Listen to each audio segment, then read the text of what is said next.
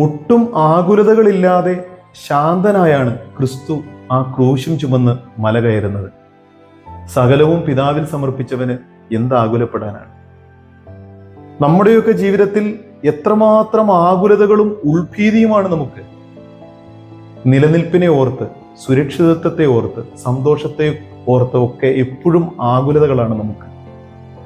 ആകുലതകൾ കൊണ്ട് ആയുസ് കുറഞ്ഞു കിട്ടുന്നു എന്നല്ലാതെ ആയുസിന്റെ ഒരു മുഴം പോലും അധികം ലഭിക്കുകയില്ല. കഴിഞ്ഞ നാളുകളിലൊക്കെ എത്ര അത്ഭുതകരമായിട്ടാണ് ദൈവം നമ്മളെ വഴി നടത്തിയത്.